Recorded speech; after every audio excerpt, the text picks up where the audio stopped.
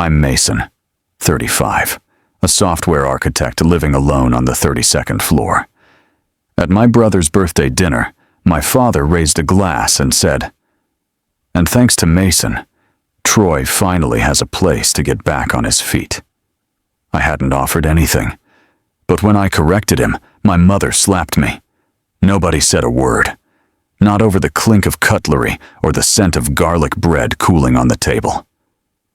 If silence has ever been louder than betrayal, tell me where you're listening from tonight. I was 12 the first time I heard my mom call Troy the golden boy. She was half laughing when she said it, but she didn't take it back, and no one corrected her. It happened during a barbecue in our backyard in Salem, Oregon. Smoke from the charcoal grill curling around mismatched lawn chairs, plastic cups sweating in the early evening sun. My uncle laughed like it was a compliment. My dad didn't even flinch. I remember standing there with a plate of corn and wondering if I'd ever be described that way, even as a joke. Our house on Bertram Street wasn't big, but it carried the weight of two worlds. Troy's room was covered in posters of rock bands and a hand-me-down drum kit he never learned to play. Mine had second-hand books and a desk I'd sanded myself with a neighbor's help.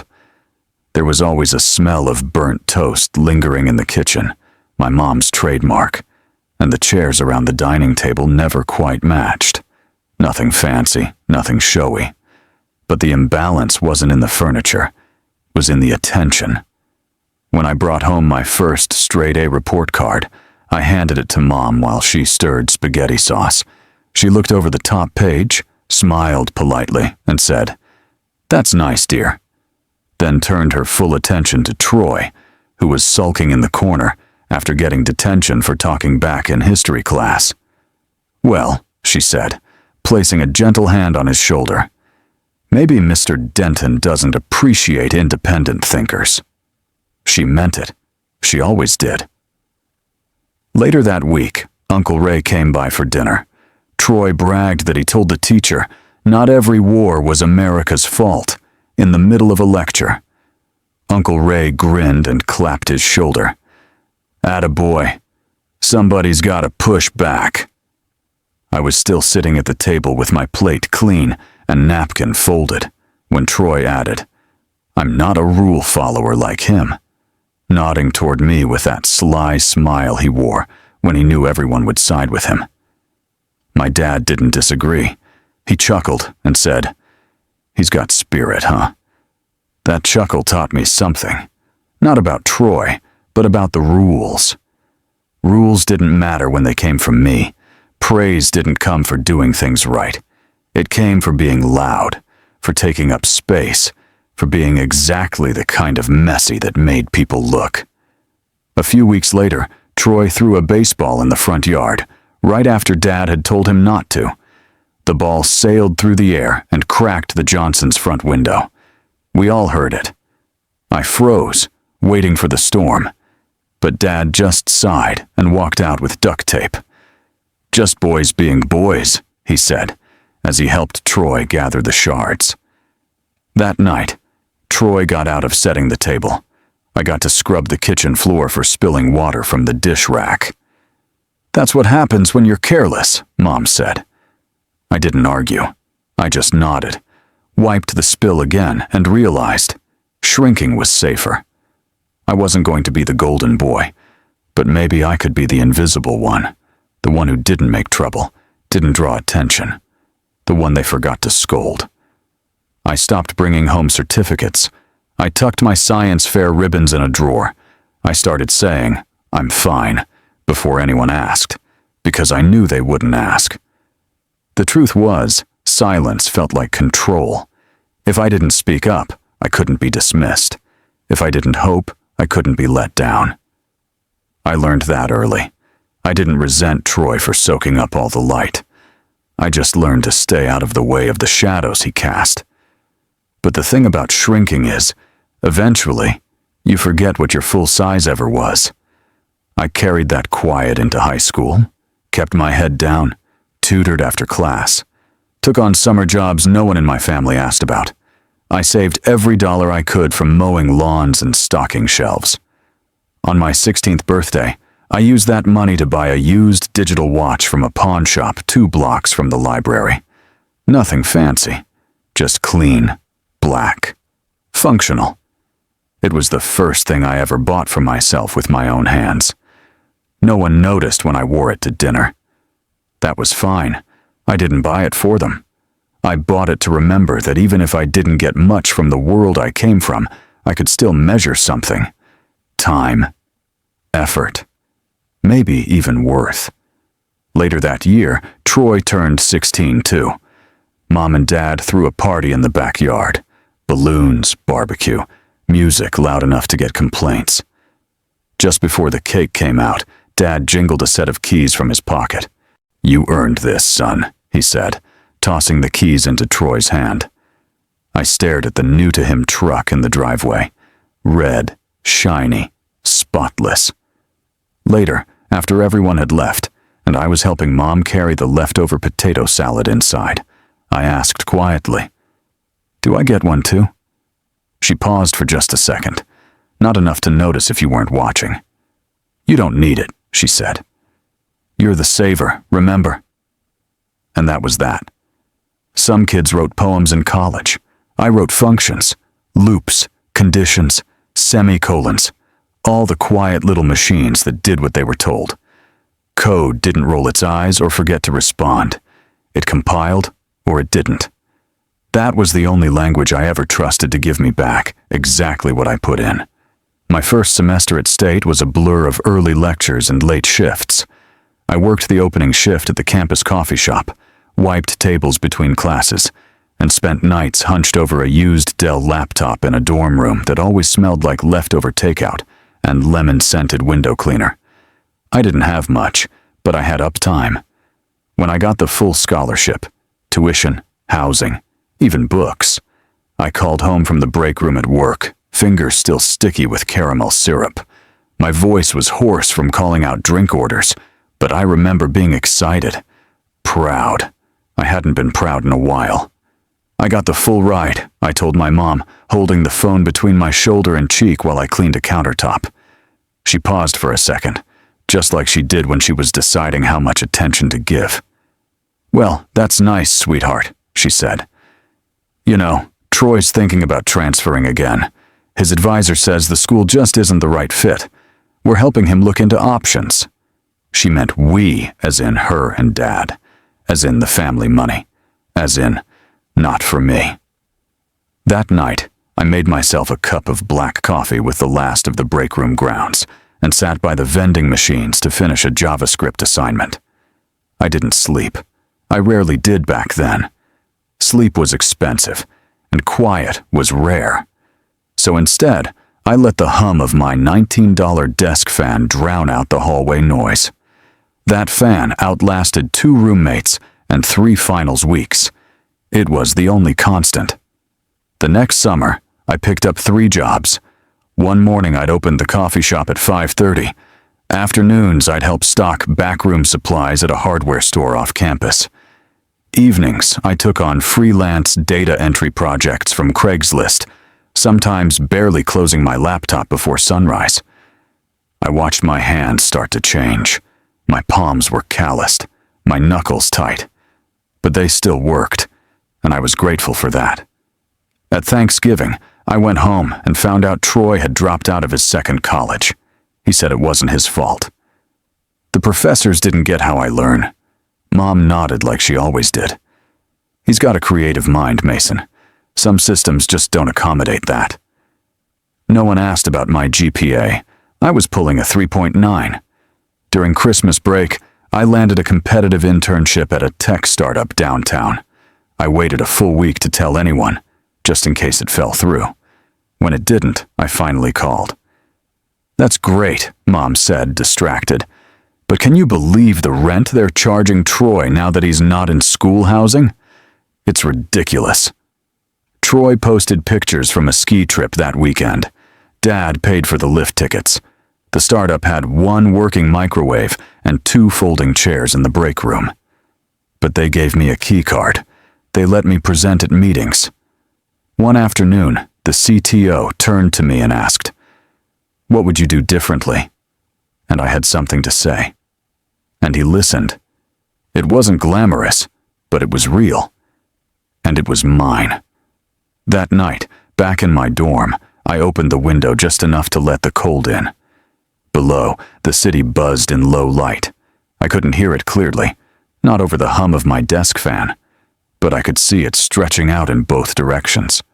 I stared out and whispered to no one, "One day, I'll live high above all this. One day, I'll own peace." It became a kind of promise.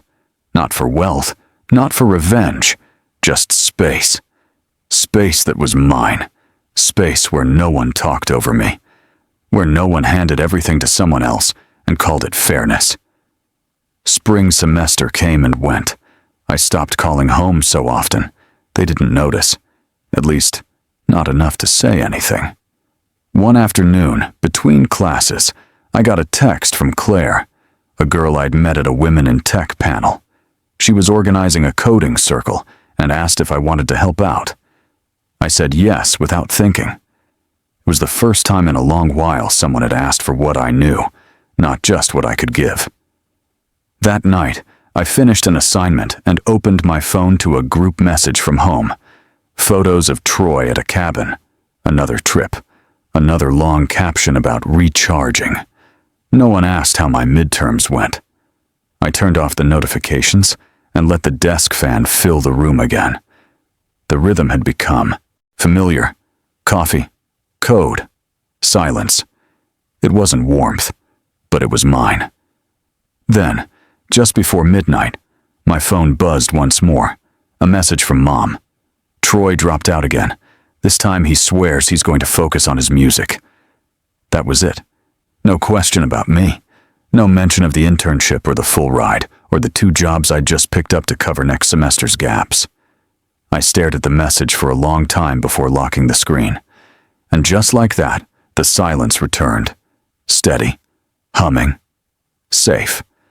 The first time I stood in my penthouse, it wasn't the view that made me cry. It was the silence. No footsteps above me. No music bleeding through thin walls. No roommate talking in his sleep. Just the low, distant hum of the city. Soft and unobtrusive, like a polite neighbor you wave to but never really know. 32 stories above downtown Seattle, the sky looked closer. I had a clear shot of the water from my living room, and on days when the weather cooperated, Mount Rainier showed up in the background like an old friend who dropped by without warning. The walls were white, not because I hadn't decorated, but because I liked them that way. The fridge was full of groceries I chose, and the coffee maker brewed exactly the way I liked it. Strong, no drama. I moved everything myself, rented a small truck, paid a couple college kids from Craigslist to help with the heavier stuff. No fanfare, no family. The first person to come over was Claire. She brought champagne in a cloth-wrapped grocery bag and 2 mismatched glasses from her apartment. "Somehow, I didn't picture you as a champagne guy," I said, grinning. She popped the cork anyway. "Don't ruin the moment, Mason." We stood on the balcony as the sun dipped behind the city, her glass in one hand, mine untouched in the other. "All these years for this," I said, almost to myself. Claire clinked her glass gently against mine. "You earned every inch of this place." I believed her. At least in that moment I wanted to. A few days later, I called home. Thought maybe it was time they saw it. Or at the very least, heard it. Mom picked up on the 3rd ring. "Hi, sweetheart. Everything okay?" "Yeah," I said. "Actually, I just closed on the condo. It's done." "Oh? Already?" "Yep. Moved in last weekend." Silence. Then, "You didn't tell us you were even looking." "I was. Quietly. It's on the 32nd floor, downtown. It's small, but it's mine." Another pause. "A penthouse? For just you?" Her voice tilted toward disbelief. "That's excessive, isn't it?" I didn't answer. She filled the space. "Well," she said, voice softening in the way she did when trying to steer the conversation. I hope it's not too much. The market can shift. You know, real estate isn't always a guarantee. I know what I'm doing, Mom. Of course you do, she said, but not like she meant it. The visit came a week later. I hadn't invited them, not formally. But when Dad asked if they could stop by while they were in town, I said, yes. Old habit. They arrived late. Troy came too. Mom walked through the entryway with her purse still on her shoulder, eyes already scanning. Well, she said, stepping into the kitchen. This is sleek. Where's your microwave? Built in, I said, behind that panel. Oh, fancy. Dad walked the perimeter of the living room slowly, hands behind his back like a man appraising property he didn't quite trust. He didn't sit, just kept glancing toward the window as if the view was somehow suspect. Troy made a beeline for the fridge, opened it without asking, and grabbed a beer. Must be nice, he said, twisting the cap. Some people get all the luck. I almost said something, but then I didn't. They didn't stay long. Mom made a comment about how much I must be paying in HOA fees. Dad asked whether the second bedroom was really necessary. Troy took a second beer on the way out. After they left, Claire called. How'd it go? I sat on the edge of my couch, looking around the apartment. Everything still in place. Everything still mine. And yet, they didn't see it, I said. Didn't see what? What it cost, not the money. Me. She was quiet for a moment. They never will, Mason, she said.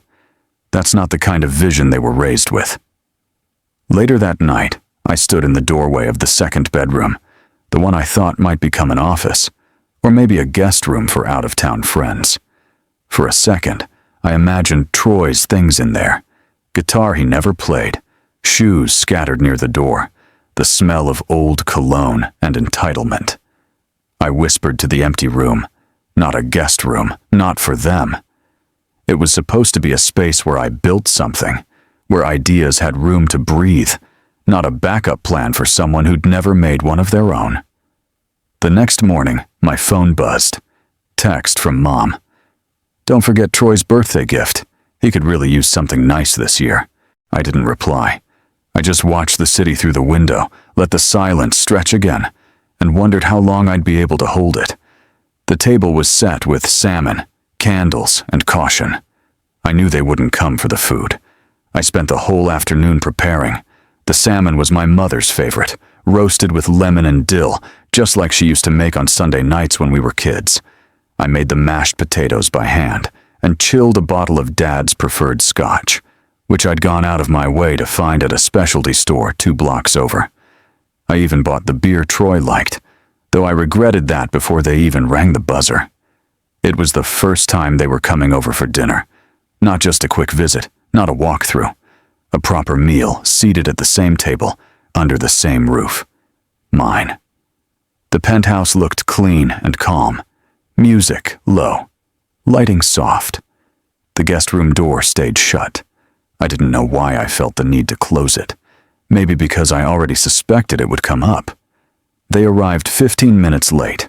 Not enough to be rude, but just enough to remind me they still operated on their own timeline. Mom kissed my cheek. Dad gave me a brisk nod, and Troy looked around like he was casing the place. Nice setup, he muttered. Real grown-up. We sat, ate, talked about traffic, a cousin's new job, how the weather had been weirdly dry lately. They complimented the salmon, the potatoes, the lighting. For a moment, it almost felt like a dinner among equals. Then Mom set her fork down. That guest room's nice, she said casually, dabbing her napkin at the corner of her mouth. Have you ever thought about renting it out? I kept my voice steady. Not really. It's such a waste for one person to have all this space. I didn't respond. Dad picked up where she left off. Troy needs a fresh start. He's been trying to find something steady back home, but there's nothing that fits his strengths. Seattle's got options, Mom added. "He just needs a place to land." "I wouldn't even be in your way," Troy said, smiling like we were talking about a weekend visit, not a relocation. The candle nearest me flickered as if the air had thinned. I looked at each of them in turn and said simply, "It's not available." There was a pause, a long one. Mom sighed through her nose, then smiled the way people do when they've rehearsed how to seem unbothered. "Well, it was just a thought." Dad's voice, however, had a different edge. "After all this family has done for you?" I set my fork down. "You mean raising me?" I said, keeping my tone even. "Feeding me? Letting me live in your house while you covered Troy's college tuition 3 times? He didn't answer. Troy shifted in his seat, suddenly very interested in his glass of water. I didn't say more. I didn't need to. The silence was already doing the work for me. After dessert, which no one really touched, I walked them to the door. Mom kissed my cheek again. This time, it felt more like obligation. Dad gave the same nod. Troy, on his way out, looked toward the guest room and said, "Bet the view's even better from that side." When they left, the apartment felt heavier, not from the weight of their presence, but from everything they hadn't taken with them. Their expectations, their entitlement, their assumptions. I walked back to the kitchen to clean. The plates were barely touched, the wine glasses half full. The guest room door still closed. Later that night, I picked up my phone to scroll through the photos I'd taken of the apartment when I first moved in.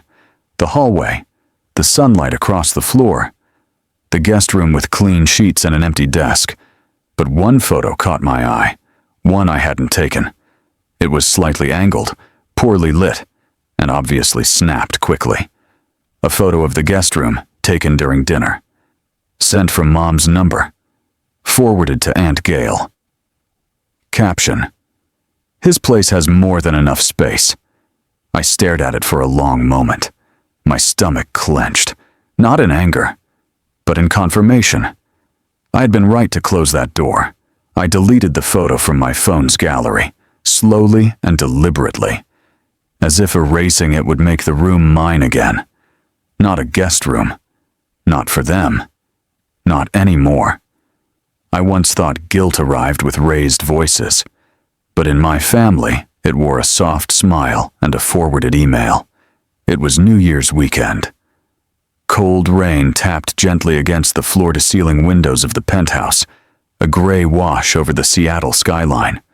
I had just finished sweeping pine needles from the rug, a leftover remnant of the small tree Claire helped me pick out for the holidays, when the notification came through. Subject line: "Thoughts for the new year." I recognized the sender immediately.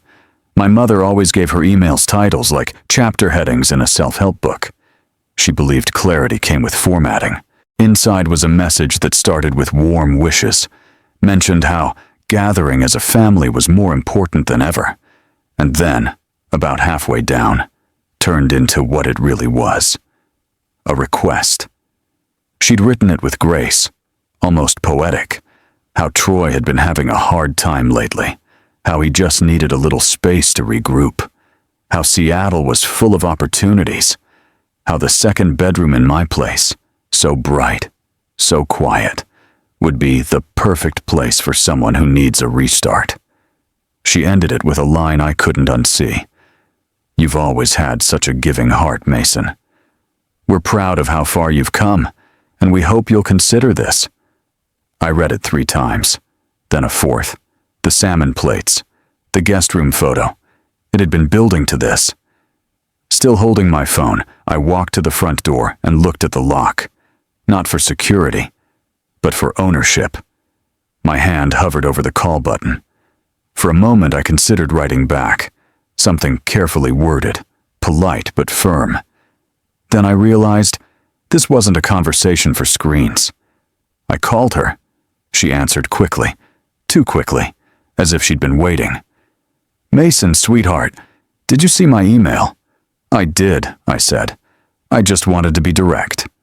"Well, I know it's a lot to ask," she began, voice gentle. "But it's just temporary. A few months at most. You know how hard the job market is? I understand that, I said, trying to keep my tone neutral. But I bought this place for me. I need the space to stay mine. Silence.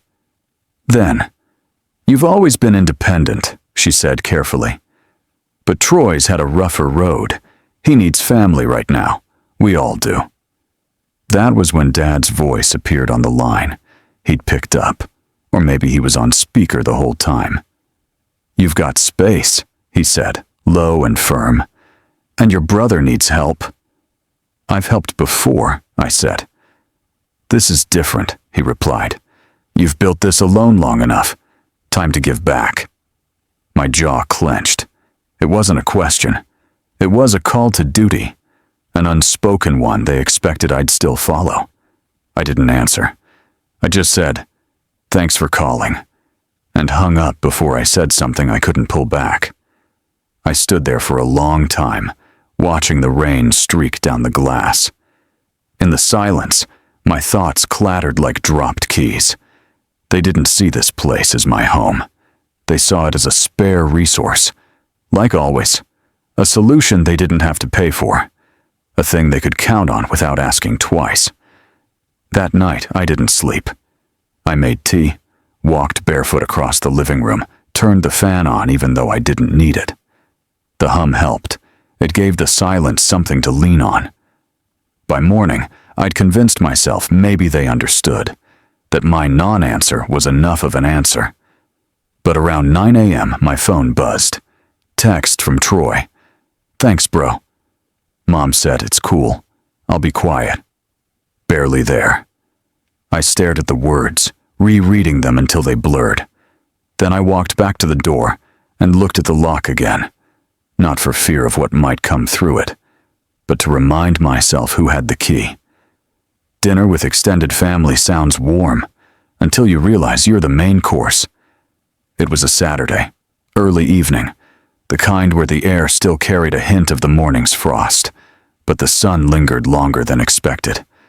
I hadn't planned on going home for the weekend, but Mom had left a voicemail that used the words important and family in the same sentence, and that combination was always hard to ignore, even now. The house looked the same as ever.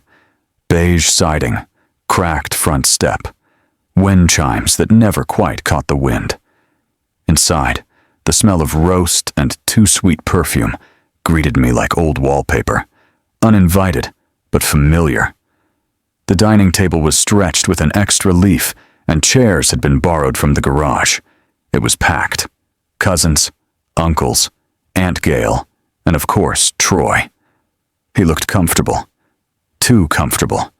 Like someone who knew the spotlight would eventually drift back to him, no matter where it started. "Look who finally made it," he said, grinning. "City boy." I gave a nod and sat at the far end of the table, close enough to be polite, far enough to breathe. Dinner began with harmless chatter. Someone asked about traffic. Someone else commented on my shirt. Mom passed the bread like it was a peace offering. Then Uncle Ray leaned forward, elbows unapologetically on the table. "Seattle would do wonders for Troy," he said, like it was a fact he'd researched. Aunt Gail picked up the thread. "That second bedroom of yours must be lonely, Mason. You don't even have a pet, do you?" I glanced at Mom, who was smiling. Not at me, but at the idea of me, the one they'd all agreed on before I walked through the door. "Mason's always been so generous," she said sweetly. "He's thoughtful like that." The table murmured in agreement. Someone refilled Troy's glass. Someone else passed him a second helping. This wasn't a dinner. It was a setup. I kept my fork moving, pretending interest in the green beans, while the pressure circled like wolves pretending to be sheep. Troy leaned back in his chair, stretched, and said, I wouldn't be there forever. Just long enough to get back on my feet." A cousin laughed. "If I had a place like Mason's, I'd never leave." "Exactly," Mom said, now looking at me fully. "He has the space. Troy has the need. That's what family is." the room quieted just enough to make it clear. This was the moment I was supposed to agree. Smile, nod, surrender. Instead, I set my napkin down and said, "Excuse me." I stood, walked out of the dining room, through the hallway, past the kitchen with its mismatched tile and still flickering light. No one followed. They didn't need to. They'd done their part. They'd planted the seed. I stepped outside onto the porch, hands in my pockets, breath visible in the cold. I watched a car drive by, tail lights softening into the distance. Inside, the laughter picked up again. Forks clinked. Plates passed. It was as if I was never at that table to begin with. That was the thing about people like them. They never needed your permission, just your absence of protest. This wasn't love, I thought. This was leverage. When I got back to the city, I didn't say much. I watered the plant by the window, changed my sheets, opened a bottle of red, and let it breathe longer than I'd planned. The next morning, my phone lit up with a group message. "We know you'll do what's right, Mason. He's your brother." No signature, no direct sender, just the echo of a decision they assumed had already been made. I didn't reply. Later that afternoon, Claire texted, unprompted. "They're not asking. They're claiming." And in that moment, I realized the scariest part wasn't that they expected me to give. It was that they had already decided I would.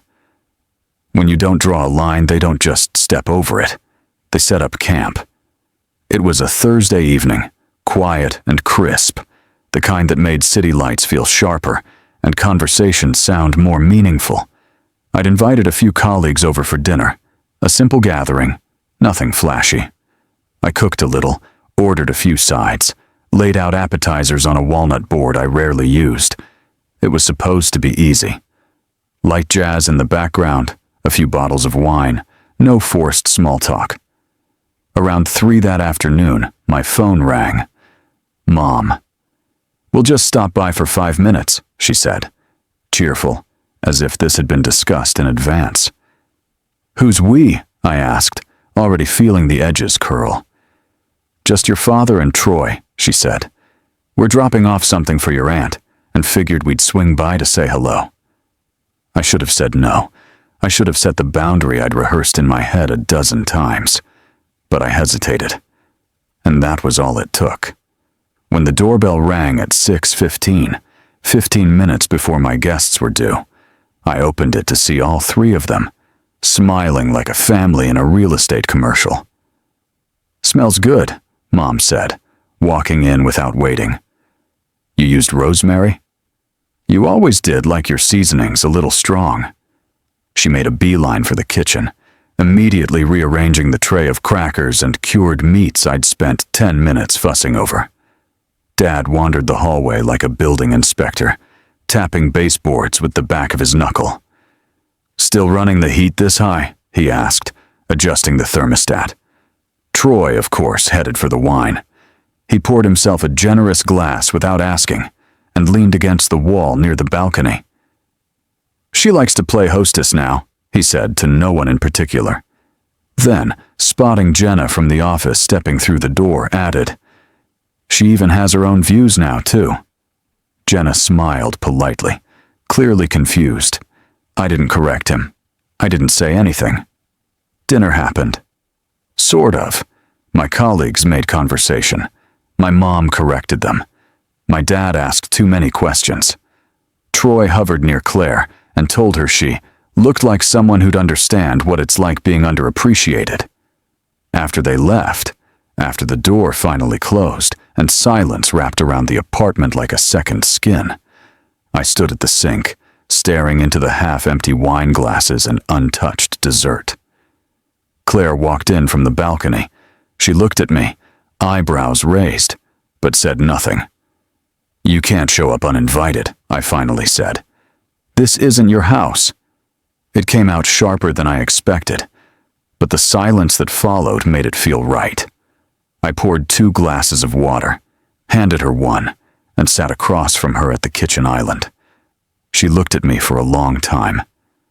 They did it on purpose, she said, to mark the space, like animals. I wasn't scared of confrontation, I said. I was scared they'd prove I had no voice here. We sat like that for a while.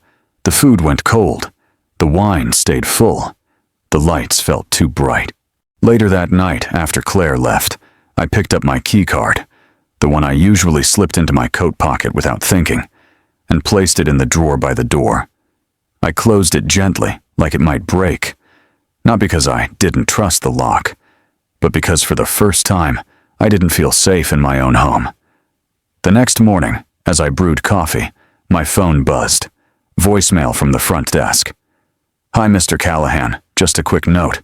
Your brother stopped by earlier today and asked about getting a temporary access badge for Unit 3201. Wanted to check if that was authorized. No worries. We didn't issue anything. Just let us know how you'd like to handle future visits." I stared at the speaker. The coffee went bitter. They weren't asking anymore. They were preparing. I dressed for Troy's birthday like I was preparing for court, because I knew I'd be tried. Blue button-up, dark slacks, the good watch. Nothing flashy, nothing to draw attention, but polished enough to avoid accusations of being too casual. Not that it mattered. They'd already written their verdict. I was just showing up for sentencing. The driveway was packed when I arrived. Balloons tied to the porch railings, paper banners flapping in the late winter wind. Happy 35th, Troy. The buffet table was already set, paper plates stacked at one end, slow cookers lining the other. Aunts and uncles mingled near the garage, cousins spilled onto the lawn with plastic cups. Inside, the living room buzzed. Troy stood in the center of it, holding court like a man who'd earned the praise just by showing up. His shirt was crisp, his beard trimmed, and his grin effortless. "Look who's here," he called when he saw me. "Seattle's finest." A few heads turned. Some smiled. Most didn't. "Glad you made it," Mom said, kissing my cheek. "You're just in time." I nodded, stepped aside as she ushered another guest toward the kitchen. The house felt smaller than I remembered. Or maybe I'd just grown too much to fit comfortably anymore. We sat down to eat around 6. Long folding tables stretched from the dining room into the living room, white tablecloths pinned in place with salt shakers and rolls of paper towels. I was seated near the end, between a cousin I hadn't spoken to in years and one of Dad's co-workers who thought I worked in email. Dinner passed mostly in fragments, questions about traffic, compliments on the pulled pork, a few side glances when I mentioned I still lived alone. Then Greg, Dad, stood. He tapped his spoon against his glass, clearing his throat like he was about to deliver a wedding toast. "I just want to say how proud we are of Troy," he began, voice smooth, practiced. "He's been through a lot, and we know big things are coming his way."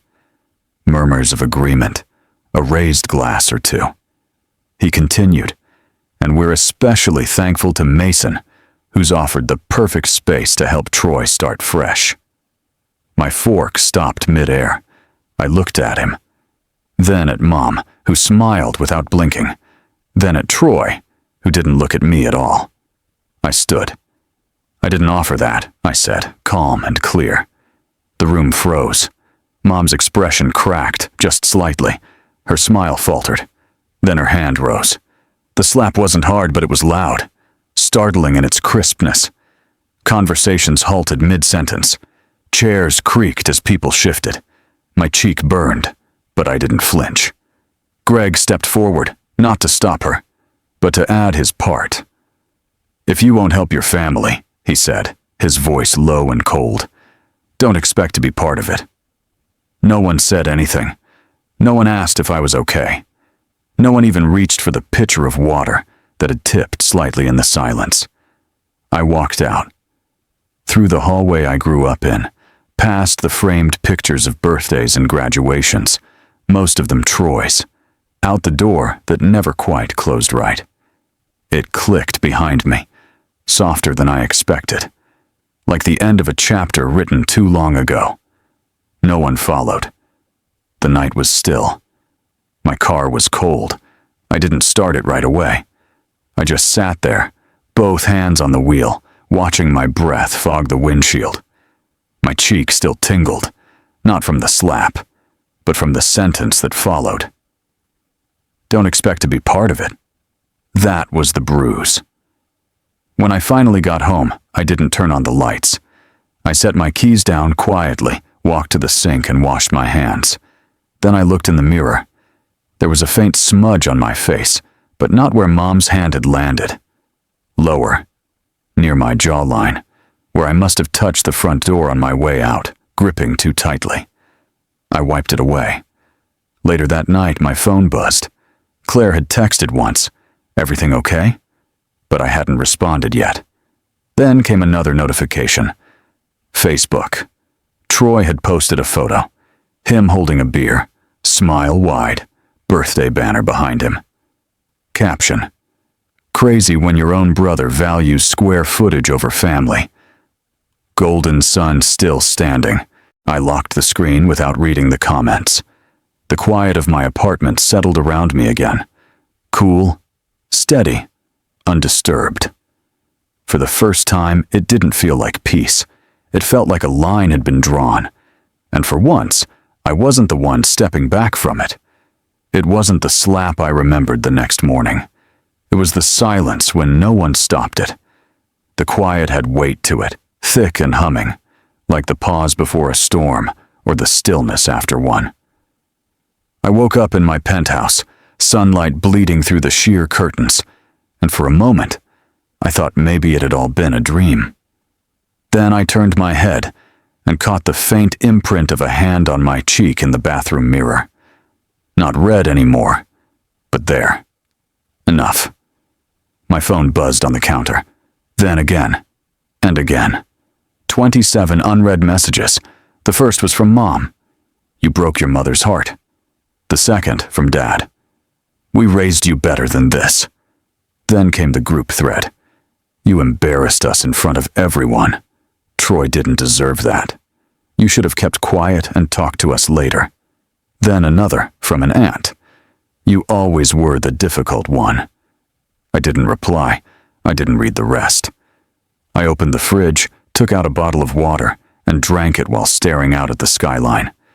Looked different that morning. Not brighter. Just farther away. Troy's post was still circulating. Someone had tagged me in a comment, then untagged me. I didn't check who.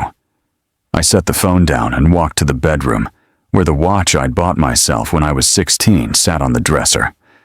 Black strap, scratched face, still ticking, still mine. I slid it on and felt the quiet of it wrap around my wrist, a reminder that time kept moving, even when people didn't. The buzzer rang once. I ignored it. An hour later, Claire texted, "Coffee or silence?" I wrote back, "Silence. But come anyway."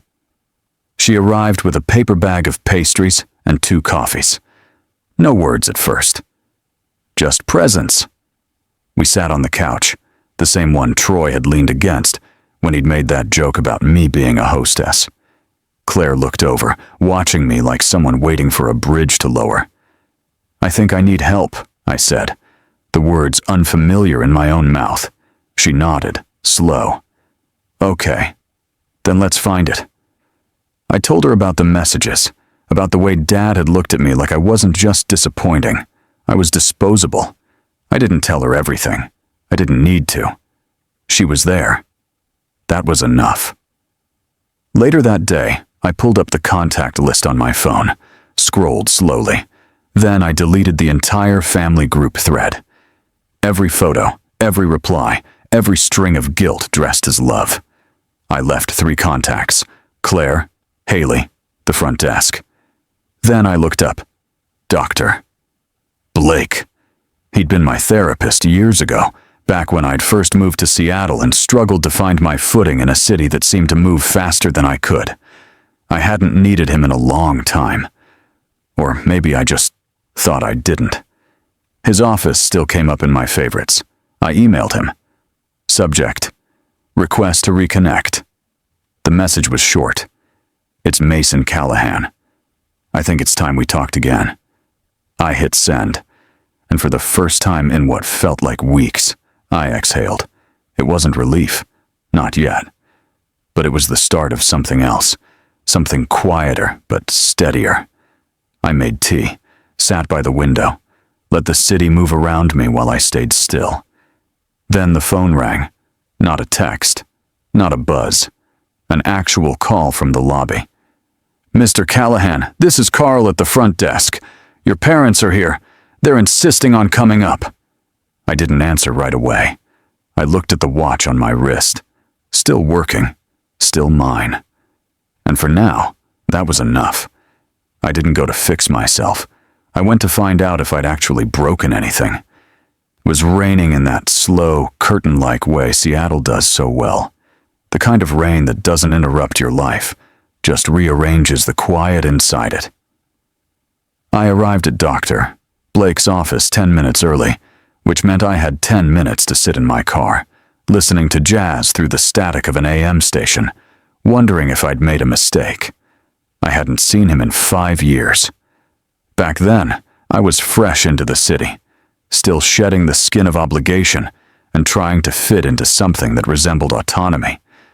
He helped me through that, through the imposter syndrome, the late-night panic, the fear of becoming invisible even in success.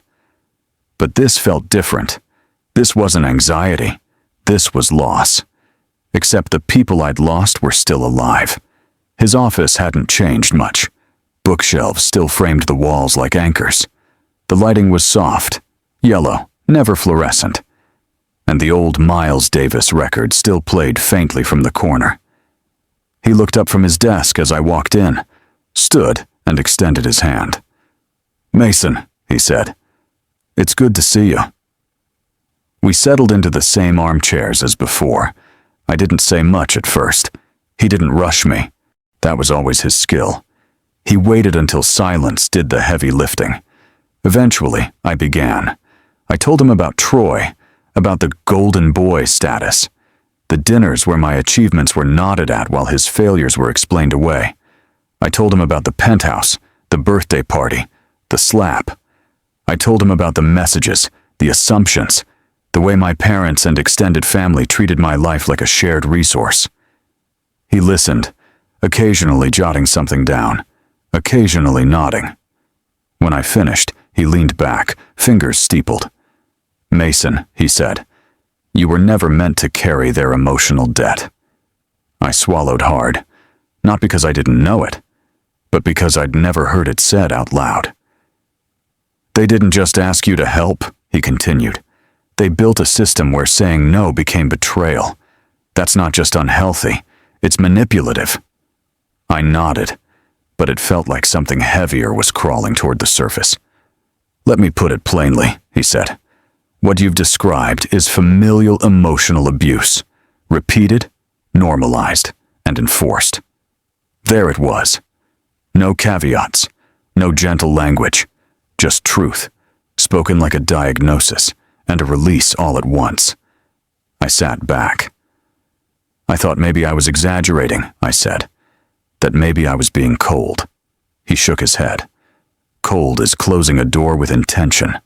What they've done is leave it open so you'd blame yourself for walking through it." I felt both vindicated and unanchored. If it wasn't love, then what had I been chasing? I left his office an hour later with a list of recommendations, boundaries, resources, support groups I could join if I wanted. But what stuck with me most wasn't what he gave. It was what he didn't take. He didn't take my guilt. He didn't feed it. He just let me see it for what it was. Something that never belonged to me in the first place. When I got home, I made a list, not of groceries, not of goals. A list of every favor, every loan, every just until Troy gets on his feet. Dates, amounts, messages, screenshots. I started with the earliest, a $300 transfer for a car emergency 3 years ago. Then rent, groceries, a down payment on a failed business idea. Holiday flights I was expected to cover because you make more than the rest of us. I laid it all out. Not to weaponize it, but to remember. Claire stopped by later that night. She had Thai food in one hand and an envelope in the other. "You got this today," she said, setting it on the table. "It's from a law office. Their name's on it." I stared at it. Thick, too formal. The kind of envelope that came with threats, not greetings. I didn't open it. Instead, I walked into my bedroom, opened the drawer beside my bed, and took out a printed photo of my apartment, the one I'd taken the day I moved in, before anyone else had ever set foot inside. I placed the envelope beside it. 2 pieces of paper. One proof of what I'd built. The other, I suspected, proof that they still didn't see it as mine. When they realized guilt didn't work, they tried paperwork. The envelope had been sitting on my dining table for 2 days. Thick, off-white, sealed with a little too much intention. Claire had brought it in with dinner and a raised eyebrow. I hadn't opened it right away. I think a part of me hoped it would disappear if I ignored it. But things like that don't vanish. They wait.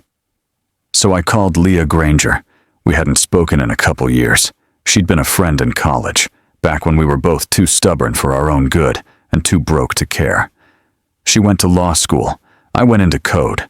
Last I heard, she was doing civil litigation, the kind of work that made you very good at drawing lines other people couldn't cross.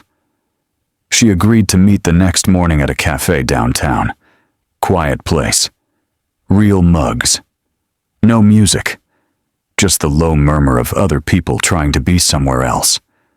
She showed up in a gray coat, no makeup, hair tied back in a way that meant business. "I haven't seen you since..."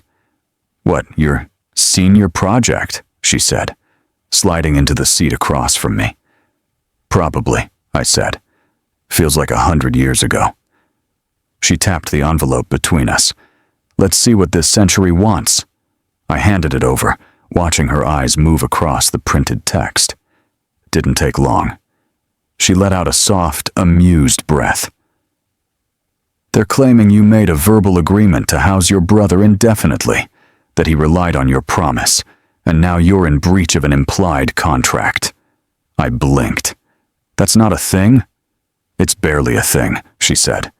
"They'd have to prove you intended it as a contract, and that he suffered damages by not being allowed to live with you, which is laughable." I exhaled slowly. They've never heard me say no this loud before. Leah looked up. "Then it's time they start." She pulled out a yellow legal pad and started drafting. Clear, sharp language. No room for interpretation. Cease and desist. No further contact. No unannounced visits. No third-party communication through extended family. No defamatory language, online or off. Any violation would be considered harassment. "I'll email this to them directly," she said, "and I suggest you inform your building immediately. Change codes. Notify security." "Already halfway there," I said. Later that afternoon, I met with the building manager. Upgraded my locks. Installed a second internal bolt on the front door. Added a peephole camera, even though my building already had one at the lobby. Carl from the front desk, who'd been there since I moved in, nodded when I explained. "You did everything right," he said. "We've got your back."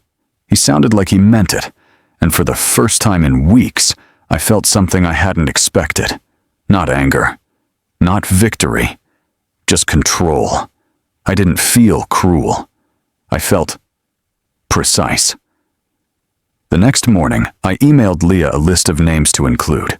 Everyone who had messaged me on behalf of my parents or Troy. She replied within minutes. "All added. You're covered.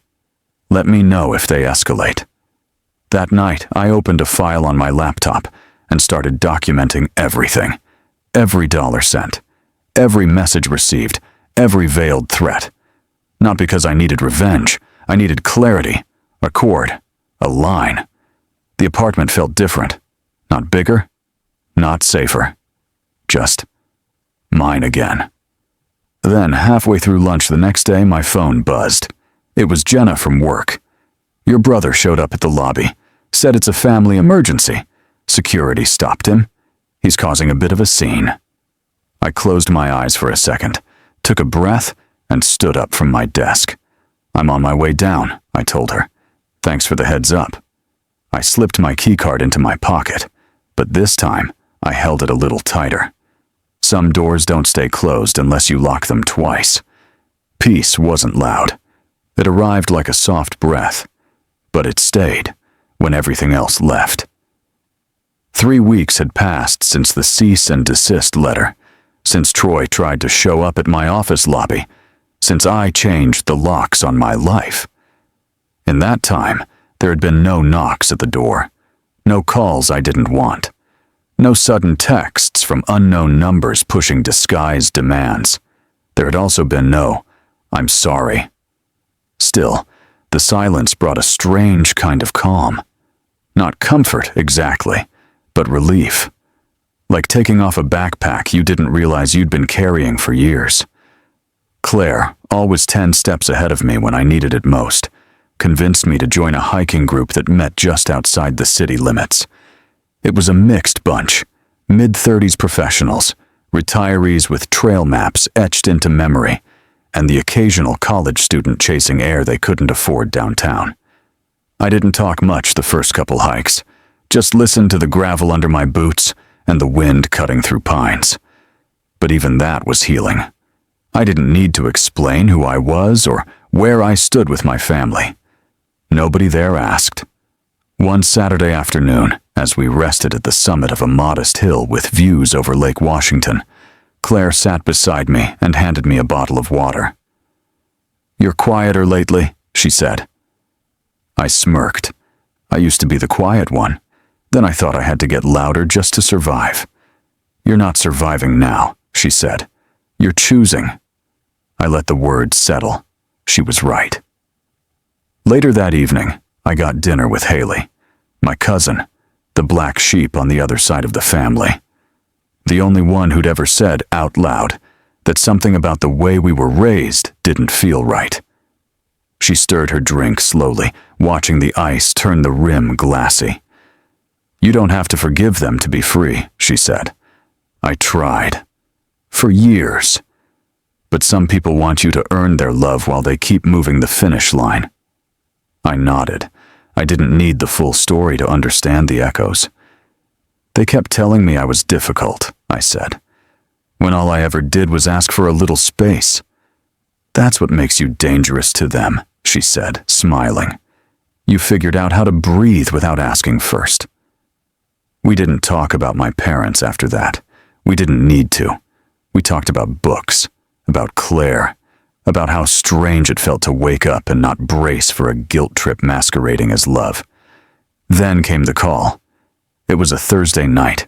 I was folding laundry, music on low, when my phone lit up. "Dad?" I stared at the screen for a while, let it ring twice, 3 times, picked up. "Hey," I said, voice steady. He didn't speak right away. I could hear background noise, TV maybe, or the rattle of a ceiling fan. "I don't agree with how it went down," he said finally, voice rougher than I remembered. "But maybe I didn't protect you either."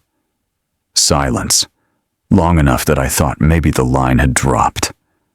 "I should have said something," he continued, "at the party. Before that. I didn't know what to do." I didn't reply. It wasn't anger that kept me quiet. It was the truth. I had nothing left to offer. Not explanation. Not blame. Not comfort. It wasn't a peace offering, I thought. It was a surrender without apology. Eventually, he added, "Your mom's still upset. Troy, too. I'm not asking you to fix anything. Just wanted to talk." I let the silence carry us until he hung up. The next morning, I opened my phone, went to contacts, and marked his number "Do Not Disturb." Not blocked, just quiet. Then I opened the thread from Troy. It had been dormant for weeks. No missed messages, No sarcastic quips or hashtags. Until now. One line.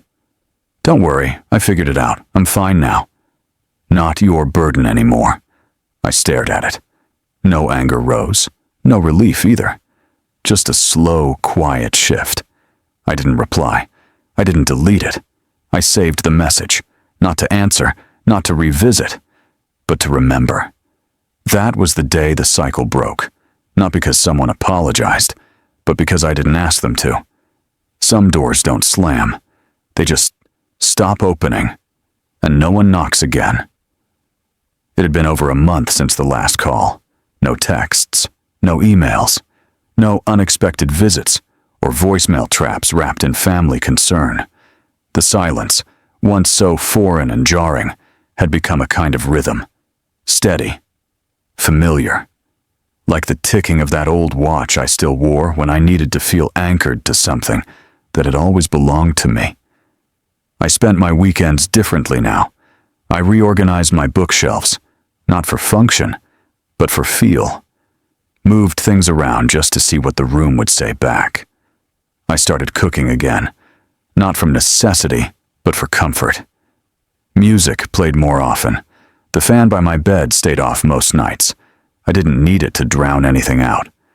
Sundays were slow, soft-edged. I'd walk to the cafe down the block, order something different each week. I stopped checking who viewed my stories, stopped wondering who hadn't called. Distance had stopped feeling like punishment. It had become peace. One Saturday afternoon, Claire stopped by with a bag of oranges and a stack of old design magazines. "You look taller somehow," she said, as she set them on the counter. I laughed. "Maybe I stopped hunching." She tilted her head. "Number? It's not that. You're not waiting anymore." She was right. That following Tuesday, I met with Dr. Blake again. His office was warm, yellow lighting, rain against the window, the usual low jazz humming from somewhere I could never find the source of. "You seem different," he said, settling into his chair. "I feel different," I answered. Like I finally stopped waiting for them to be who I needed them to be. He nodded. "That's what happens when you're no longer bowing down." We talked about little things that meant big shifts. How I stopped replying to vague guilt. How I no longer checked Facebook. How I stopped hoping they'd see the truth without me bleeding for it. Then, a few days later, a letter arrived. Not an email. Not a text. A real letter. Handwritten on heavy paper. The kind my mother used when she was trying to be both formal and intimate. The envelope was addressed in her looping script. There were 2 stamps in the corner. She always overpaid, just to be sure something would arrive. I waited until evening to open it. The handwriting was clean, measured, almost rehearsed. "We raised you better. Come home. Just say sorry." That was it. No apology, no questions. Just a sentence written in the voice of someone who still thought love was a hierarchy, and that I had forgotten my place in it. I didn't rip the letter. I didn't burn it. I didn't reread it with red-rimmed eyes. I folded it, slid it into a drawer at the back of my closet, a drawer that locked. Not because I feared what was inside, but because I finally had a choice about what stayed open. I didn't hate them. I just finally believed I didn't owe them access. The next morning, I walked into HR at work, asked to update my emergency contact form. The woman behind the desk smiled politely, unaware of the gravity in the gesture. I removed both my parents' names. I wrote in Claire Alvarez, her number, her email, checked the box beside primary contact. The woman nodded. "You're all set." And I was. That night, I passed the guest room on my way to the kitchen. I glanced inside, like I always did. But something had shifted there, too. The bed was gone. In its place, 2 low bookshelves, a reading chair, a lamp that gave off soft, golden light.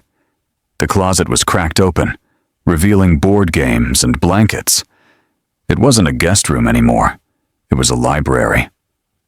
Mine. My phone buzzed. A message from Claire. dinner at my place. Just us. Your kind of people." I smiled and typed back, "Be there in 20. And as I grabbed my coat, I realized something I hadn't said out loud yet.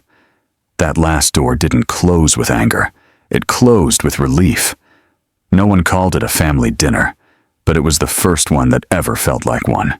Claire had sent the invitation 3 days earlier. Just a text, no fanfare. Homemade pasta, Friday night, small circle. Bring your appetite and leave your armor. I almost said no, out of habit. But then I looked around my place, neat, calm, quiet, and realized there was no reason not to. No tension buzzing under my skin, no second guessing about what I might walk into. Just a simple invitation from someone who had never once asked me to be anything I wasn't. Her apartment was warm, in every sense of the word. Low lighting, mismatched chairs, a cat weaving between ankles, and music that didn't try too hard to be background. The smell of garlic and butter greeted me before I even knocked. Haley was already there, curled up in an armchair with a glass of red wine. Brandon sat at the window, laughing with Jenna, who was helping Claire set out dishes. Even Leah, still in her work blazer, had a glass in hand, and her heels kicked off by the door. "Look who finally made it," Claire called as I stepped inside. I shrugged off my coat and smiled. I didn't know this many introverts could occupy the same space. "We make exceptions for carbs," Jenna said, grinning. The table wasn't perfect. Some people had to eat with salad forks, and the napkins didn't match. But it didn't matter. There was no head of the table, no invisible hierarchy. Just a meal made with care and served without strings. Haley raised her glass after the first round of laughter and said, "You always did feel like the older cousin I actually trusted." I blinked. "Even when I wore hoodies with way too many zippers?" She smirked. "Especially then," Brandon chimed in, slicing into a second helping of lasagna. "Most secure place I've ever worked. And I've been military. You walk into Mason's apartment. You just know there's no nonsense allowed." "I'll take that as a compliment," I said. "You should," Claire added, lifting her glass, "to boundaries and the people who respect them." Glasses clinked. I hesitated for a second, then raised mine too. "To those who ask nothing, but offer everything." Silence followed. Not heavy, not awkward. Just the kind that settles in when something true is said out loud. After dinner, we all helped clear plates. Nobody disappeared into the background. Nobody assumed someone else would do it. Jenna washed, Haley dried, Brandon tackled the trash, and Leah found spots in the fridge for leftovers like she'd lived there for years. Claire handed me a clean dish towel. "You're quiet tonight." "Good quiet," I said. She nodded. "You're not waiting for it to turn." "No," I said. "I'm not." We sat for a while after that, on the floor, on cushions, wherever there was space. Conversations drifted. No one dominated. No one corrected. It was easy, like water finding its level. At one point I looked around and felt it hit me. This was it. This was what it felt like to be in a room where I didn't have to shrink or guard or perform. For the first time, my seat at the table didn't feel borrowed. Before we left, I looked at them and said, "My place next time. I'll cook." Cheers and groans followed, half joking but all warm. I meant it. And I think they knew I did. When I got home that night, I walked into the kitchen and opened the cabinet above the wine rack. Inside sat the old glass set my mother once scoffed at. "Too bulky," she'd said when she saw them. "And they don't catch the light right." I pulled one out, washed it carefully, dried it with the towel that still smelled like lemon and sage. Then I poured myself a small glass of wine and sat by the window. The city was soft in the distance, blinking in quiet rhythm. My phone buzzed. A message from Dad. "In town next week. Just me. No expectations. Up to you." I stared at the screen for a while, let the words settle without rushing to interpret them. Then I set the phone down. The wine glass in my hand didn't feel like something borrowed anymore. It felt like mine. Not all hauntings come with footsteps. Some just sit quietly in the back of your mind. It was one of those overcast mornings where time felt suspended. The city outside my window moved, but I didn't. Clouds hung low over Seattle, heavy with a kind of quiet that made it hard to tell if it was morning or late afternoon. I was working from home, but the work had mostly stopped. My fingers hovered over the keyboard more than they pressed it. At some point, I stood up and walked to the closet in my bedroom, the one with the locked drawer at the bottom. The key still lived in the same ceramic bowl near the front door, nestled between spare change and a backup Metro card. I unlocked the drawer slowly, not because I wasn't sure I wanted to, but because I needed to feel every second of the choice. Inside was the letter from my mother, the one where she told me to just say sorry. Next to it, my phone, which still held the saved voicemail from my father. I hadn't listened to it since the day he called, just kept it there, like a glass I didn't want to pick up in case it shattered. I played the message. His voice was quieter than I remembered, not weak, but slower, like he was searching for words and not finding them in time. I don't know if you'll listen to this, and I guess I wouldn't blame you if you didn't. I just wanted to say, pause. You're not wrong, Mason. I know that's not much, but it's true. He didn't say more. He didn't say sorry. He didn't ask me to come home. He just stopped. I stared at the phone for a long moment, then closed the drawer again. This time, I didn't lock it. Just let it stay shut.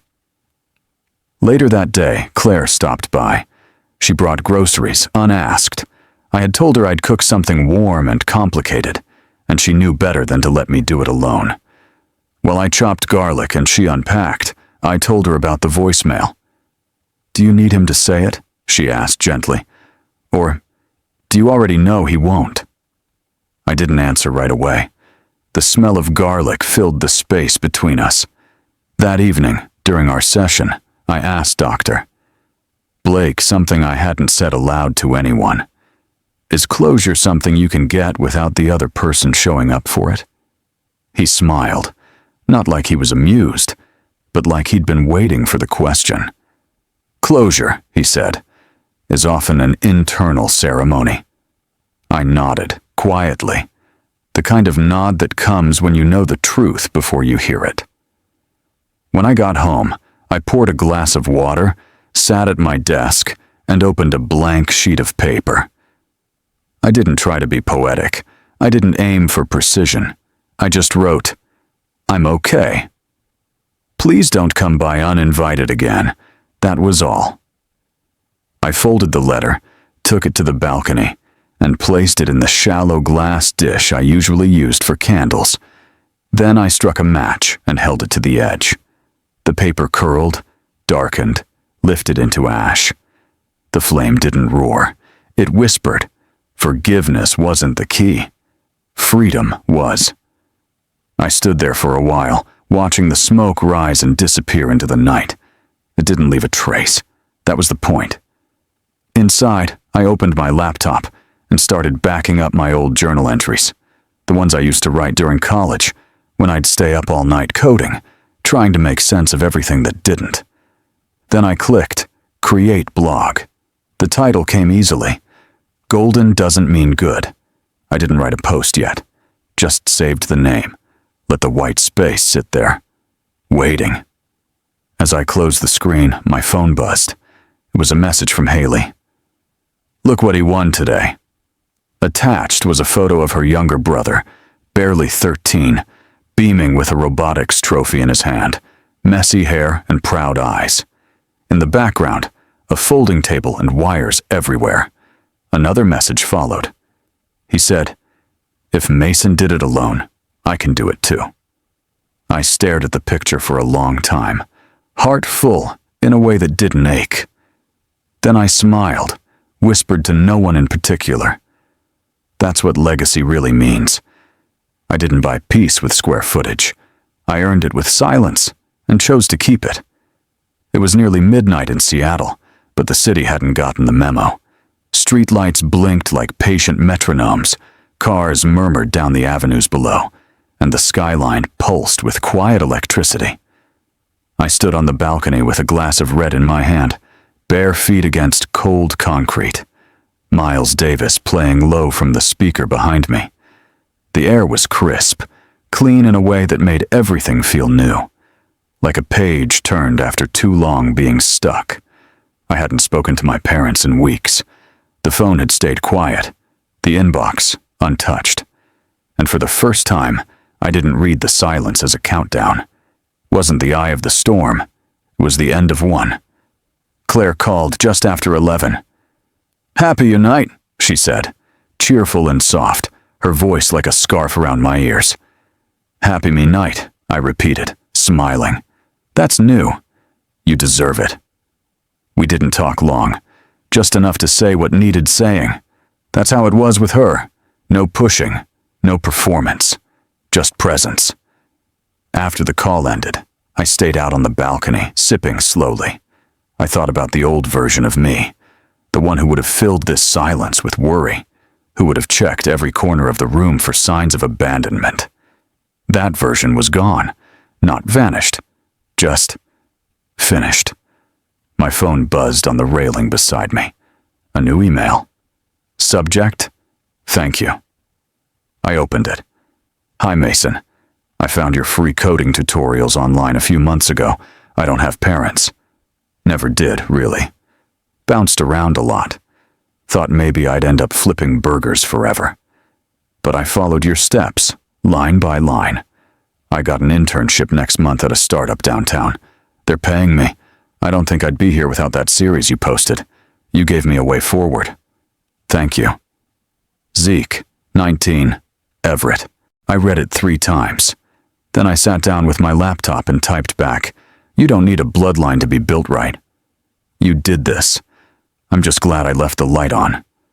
When I hit send, I didn't feel the usual tug of wondering how it would be received. It wasn't about being heard anymore. It was about being clear. Inside, I poured the rest of the wine back into the bottle, set it on the counter, then opened my laptop again, logged into the blog I'd created but never published. I clicked New Post. The title came easy. When I refused. I wrote slowly, just a few paragraphs. No bitterness, no accusations, just the truth, spoken plainly. I was taught that family is unconditional, that blood makes you stay, even when staying hurts. But I've learned something else. Real family begins when someone lets you say no, and stays anyway.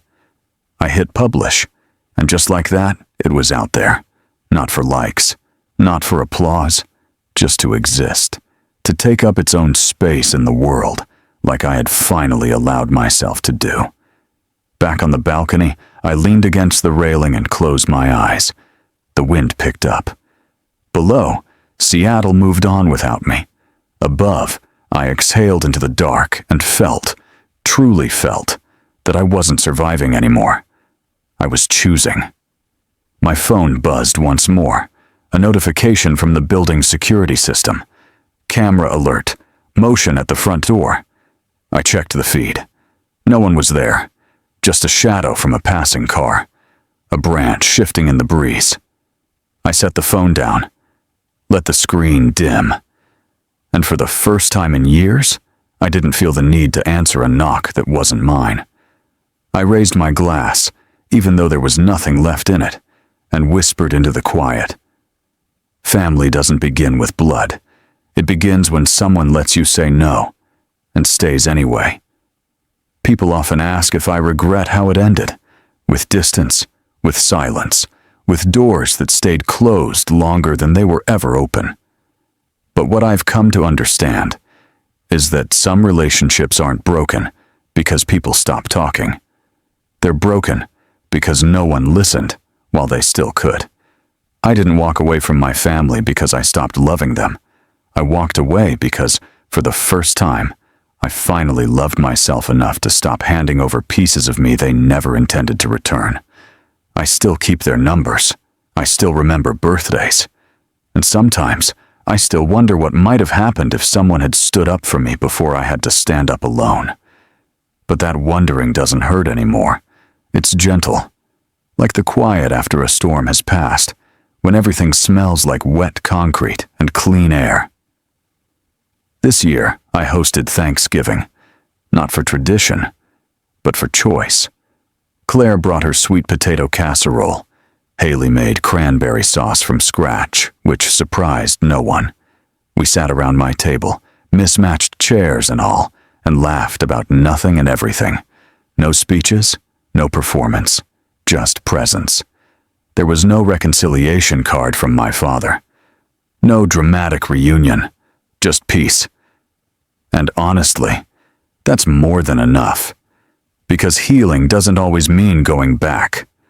Sometimes, it just means going forward, without guilt, without apology, and without dragging what tried to sink you. I didn't rebuild my life to prove them wrong.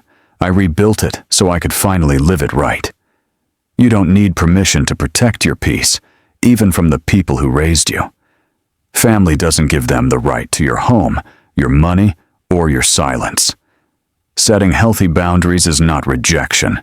It's respect for yourself and for others who treat you with dignity. Sometimes the strongest kind of love is the one that knows when to say no and still keeps the door of kindness open from the inside.